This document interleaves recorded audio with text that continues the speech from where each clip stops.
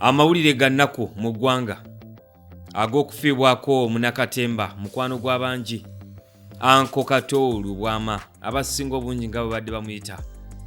Olunaku olwaleero tugenda okuba nga twogera ku nsonga eyo. Gwe amawulire ago gakuyisizza gatya? Ate era nga teweerabira weewaawo agenda kugagenda mu maaso, wakyaliwo n'ebivulu bibiri ebyogeza abantu obwama ekya Alien Skin ku Freedom City saako ekya Palaso Elugogo Cricket Oval. Yogera naffe olunaku olwaleero otubuulire gwe kyolowooza ku ebyo ebigenda mu maaso naddala amawulire ago ag'ennaku. Twagala okusaasira abafamire ey'Omugenzi Kato Lubwama, twagala okusaasira mikwano gye, okusaasira ab'eŋŋanda bonna. Kitalo nnyo, kitalo ddala. Naye nga tetunagenda luuyi olwo, njagala okujjukiza gwe wenna omusuubuzi ojja ebyamaguzi byo mu ggwanga erya China. Olumu okalubirizibwa okutambuza ebyamaguzi byo, olumu tofuna bantu batuufu basobola tambuza byamaguzi byo, olulala abo bokozesa balwawo ne bakunnyonnyola kino na kiri. Kampani eri emu essaawa eno etambuza ebyamaguzi okuva mu ggwanga erya China okutuuka e Uganda ku sipiidi eyayiringiri, ku miwendo egya wansi, ate nga babisaabaza okuyita ku nnyonyi oba okuyita wansi ku mazzi. Jangu ku GTC Air and Sea Cargo obe ng'ofuna okuyambibwa ebyamaguzi byo bisobole okwangwa. Osobola n'okuba ku nnamba y'essimu oba okuweereza ka WhatsApp message. So nga osobola n'okufollowinga GTC Air and Sea Cargo ku mikutu egy'enjawulo ennyo ku social media. Kikola olunaku olwaleero ebyamaguzi byo bisobole okutambula obulungi. Olunaku olwaleero twogera ku nsonga gye mbabuuliddeko era ng'ali ku ssimu asoose njagala njogere naawe. Hello? Mukulu.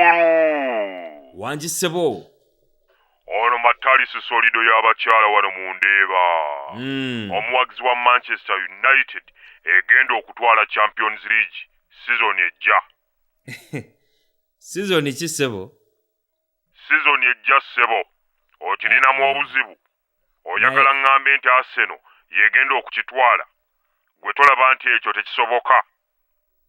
Abawagizi b'omupiira nga kitalo. Legendi baffe bonna mu field ez'enjawulo bagenda batuva ku maaso. Kitalo nnyo. Naye nze buli lwe wabaawo okufa oba okuva mu nsi okw'ekikabu ekityo nfunamu ekyokuyiga. Ensi eno terina kutwemazaamu. Essaawa yonna ogifuluma nga tolina nagwe weebuuzizzaako. Mazima. Ate tetufa mu ngeri y'emu. Bingi ebisobola okukutwala. Kituufu. Leero oyinza okwagala okuggyawo munno ne mmundu gwe n'ogenda ne accidenti. Oyinza okwagala okupangira munno abazigu gwe omusota ne gukuluma. Kituufu. Ensi ky'ova olaba nze tenneemazaamu era oluyimba lwa Eddie Kenzo olwo nze n'ensi tenneemazaamu ndwagala nnyo. Mpulira se. Ya, nywa, sanyukamu kubanga toyinza kumanya oba olulo lwankya oba wiiki ejja oba leero luno. Bigambo bikulu. Awo wembuuliza nti gwampuliriza ng'okaayanira ebintu ku nsi eno olina by'ogenda nabyemagombe. Kati nno lwaki olemesa munnensi gy'oli kw'ogenda kugibeeramu lubeerera. Mazima. Honorable Kato Lubwama awummule mirembe. Amina. Nsaba onkubireyo akayimba ka Golden Gate Choir akagamba nti katugube ku lw'abanaffe abeebaka tebazikirira naye bawummula netusisinkana nga abawanguzi.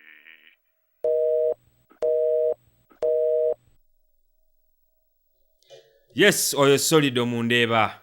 Tweyanza nnyo olw'ebigambo ebyo. Ali ku ssimu omulala yogerako nange. Hello. Wanjisebo. Onani gwe njogera naye. Oba tomanyi Dr. Zidolo tosaana kubeera ku nsi. Oh, Dokita. Nga kitalo Dokita ekya Kato Lubwama. Kitalo nnyo ddala, kitalo kubonaabona. Kato Lubwama oyo abadde mukwano gwange nnyo. Bagambye nti obuzibu bwa mutima. Kiki ddala gwe engeri gy'oli Dokita, buzibu omutima obuzibu vaawa? Ebiseera ebimu abantu babeera n'ettima abalala babeera batemaatema. Osanga omuntu ng'ali mu kibira atemaatema emiti. Ekyo nakyo kiyinza okuleetera omuntu obuzibu ku mutima. Osanga omulala ng'agabira omulala n'emitima ebiri. Gwe tobawulirangako oli ng'agamba namuweesezza emitima ebiri. Biwulira. Abalala bababbamu emitima. N'osanga oli ng'alaajana nti oyo omuwala yanziba omutima. Olaba lwaki abantu balwala nnyo emitima? Biwulidde. Tuyita ataso oba atalas. Kale weebale nnyo katwogereko n'abalala omanye ebintu byo dokita sibye. Olaba naawe biri awo bya kiyaaye. Ozimbye omutima.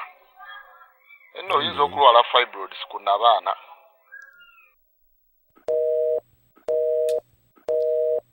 Ne Dr. Zidolo batuyita ki? Ali ku ssimu omulala. Yogerako nange. Hello. Presenter.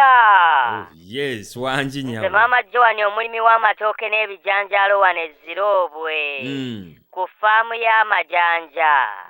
Gamba otya nga kitalo. Bannange nga kitalo nnyo eky'Omugenzi Kato Lubwama. Nnaku njereere. Kibi nnyo. Ekyokufa kwa Kato Lubwama kindeetedde okukakasa nti eno ensi tugiryako makoola. Mazima. Ensi nnyimpi eringa bwongo bwa mujja wange Butlicious Daisy oweewandegeya. Naye bannange. Kinnumye Kato okuva mu nsi nga takimye ettooke lye yali yasibako ssente z'omwaka oguwedde ate nga libadde likuze. Bwe liba weeriri lwaki nze sirikima? Ettooke kanzije ndikime. Nsaba otuuze amakugunyu. Oyagala olikimengaani. Gwe musikaawe oba gwe abadde amufumbira. Kyokka nno naawe ositunkana. Naye bo abaamukozeeko ssajjale bagamba ki ekyamusse? Ogamba aba postmortem? Yes. Kiki kye bagamba ekituufu ekyasse omulongo Kato? Owaaye era biri awo bya mutima. Kyogamba yabadde heartbeat oba heart and craft. Ate nze mu kusooka nawulidde nti yabadde ne banne mu mmotoka era yafudde kibwatukira. Omuzungu kyayinza okuyita loud and clear. Nze bwentyo bwe nawulidde. Abasawo bagambye ekirala ate. Naye ate wadde bagamba alabika yafudde mutima. Gwe teweewuunyanga mulumbe tewabuzeeyo baŋŋambo bagamba nti yadde mutima naye nakali tekaabuzeemu. Abantu bo bazibu. Awo wensabira abagenda okujja mulumbe bannange mwefuge. Mazima. Ne presenter nze nnina muli kyendowooza era munna kyempulira nti yadde ebyo byonna biri bwe bityo Kato Lubwama teyafudde yekka.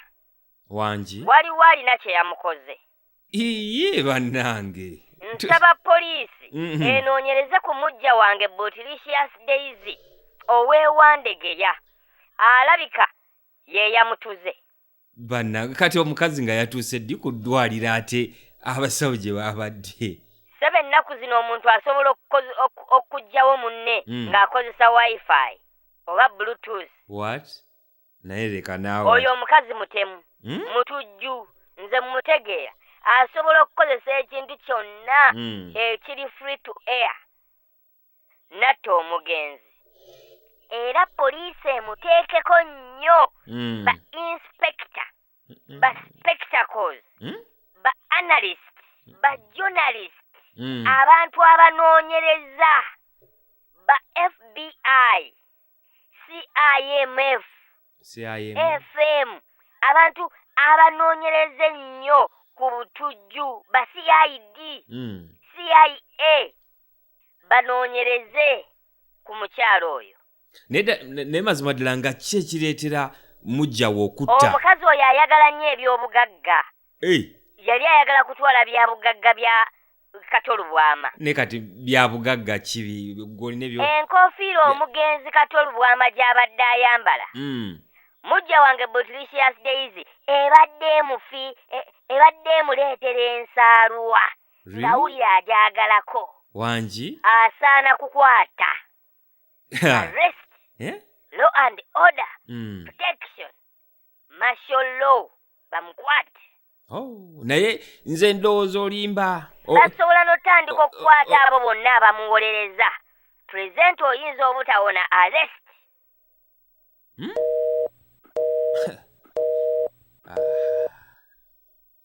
omulala halo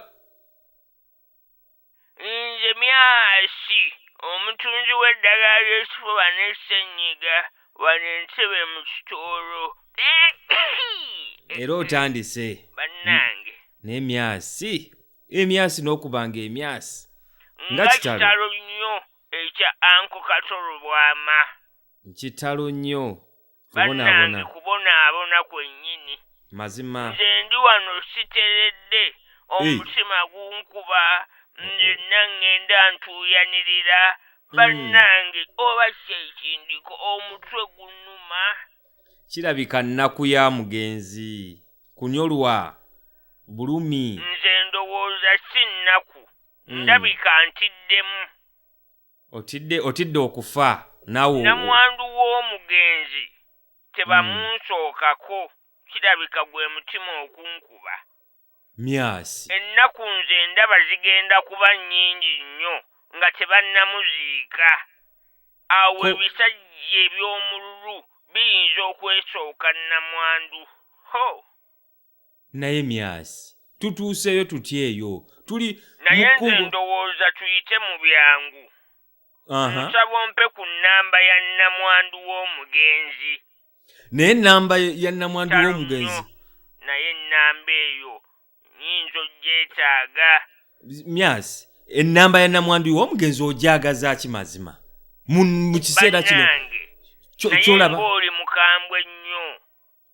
leka naawe sigaza ennamba yo. kirabika naawe bulijjo namwandu wamwetegekera. ndowooza kanninde namwandu owuwo omuntu anaafuna ku mirembe. wangi kololera muli.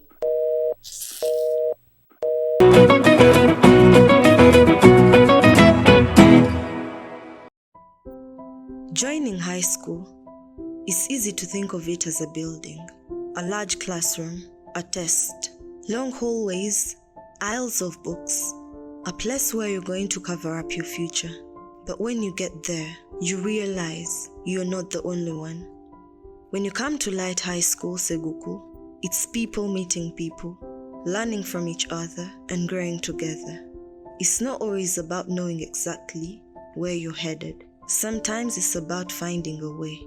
It's about seeing the field with your own eyes and learning from the best. There are books, there are tests, there are classrooms, but there is one very important part you cannot put on paper. It's living. It's working together to do something bigger than ourselves. It's laughter. It's the relationships. It's the good conversations with good friends. It's expressing who we are. It's hard work, but it's lots of fun. So we come to Light High School Seguku for the education, we stay for the experience, and that is what we carry with us for a lifetime.